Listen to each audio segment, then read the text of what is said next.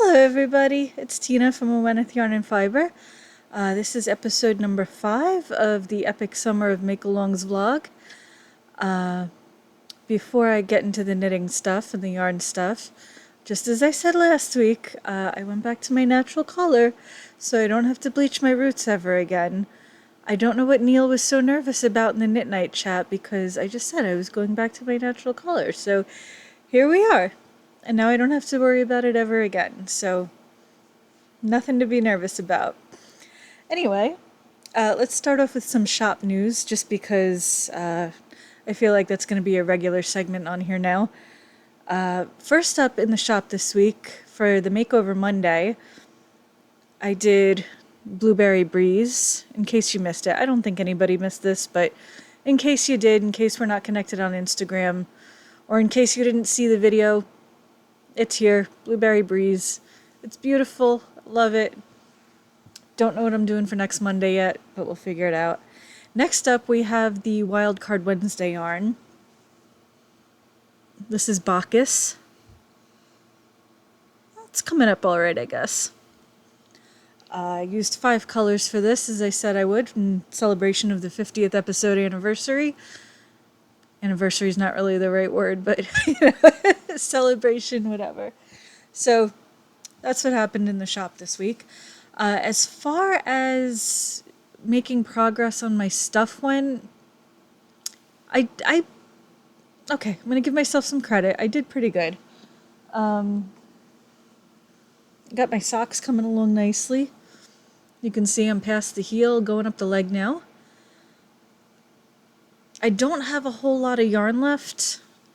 Well, I won't after this red stripe. But I think I'm going to have the most of the red. I still have some blue and I still have some orange, in fact, sitting right here. I think I have the most of red, although I'm not done with that stripe yet, so we'll see. But I think they'll be a decent length up the calf. I'm not really worried about them being long. I mean, they're well enough past the heel. I'm not fussing about it, whatever. Shorties are fine. I don't need boot socks. So we have that. I actually wanted to have those done before I came on camera, but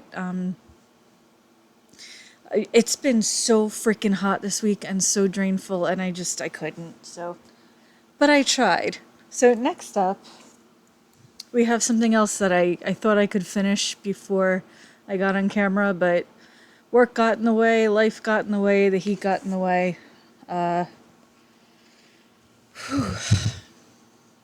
I was actually working on this last night, and I've only got a couple more rounds on the second sleeve. Here, let's see if I can do this without knocking my microphone. Only got a couple more rounds. I'm on the ribbing, but I just hit the wall. I was too freaking tired, couldn't do it, said screw this, and I went to bed.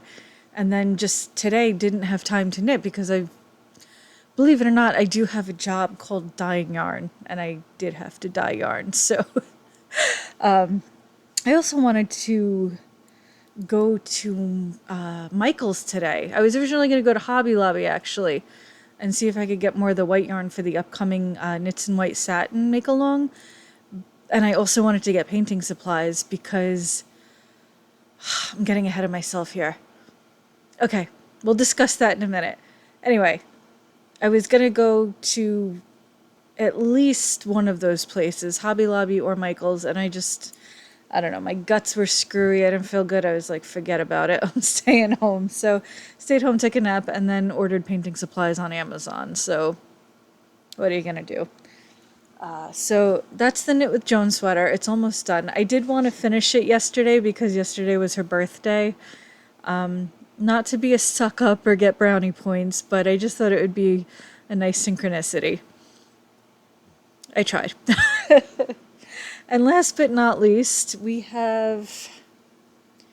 Okay, I really want to make more progress on this. Like, I need to make more progress on this because I need the needles for my next Make Orange Great Again object, which when I'm done with the socks is going to be an orange sweater, which is also going to be sparkly. I have 2 different shades of orange Lurex.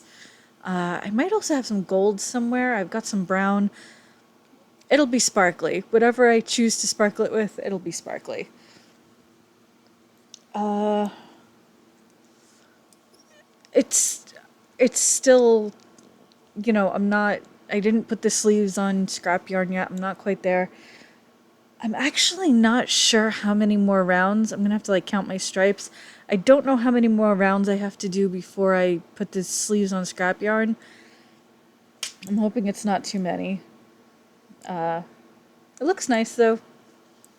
I think it's pretty, it's sparkly. Shine like a diamond. Alright, whatever. So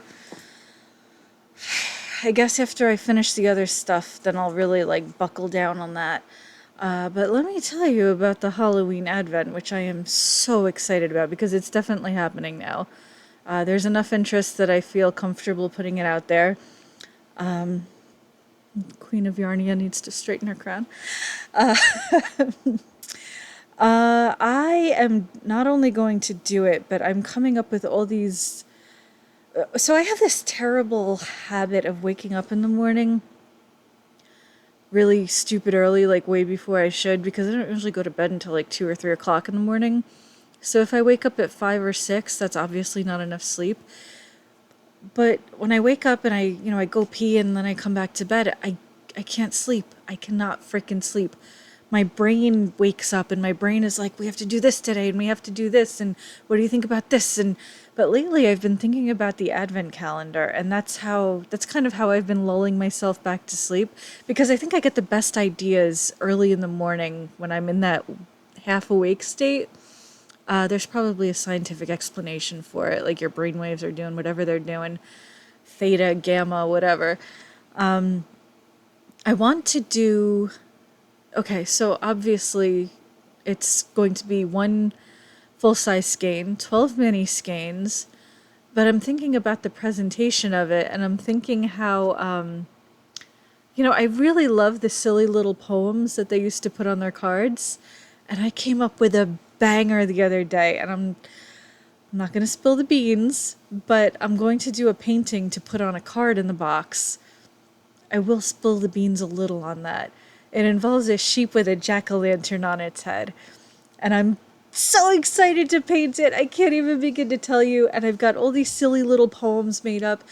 That was actually how I got back to sleep this morning. I was sitting there making up poems like about day number 1. And this is day number 2.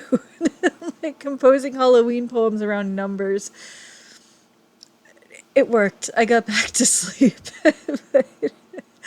And it was a lot of fun. So I'm really excited to do this calendar, and I'm also firmly convinced that I will never be able to top this as long as I live.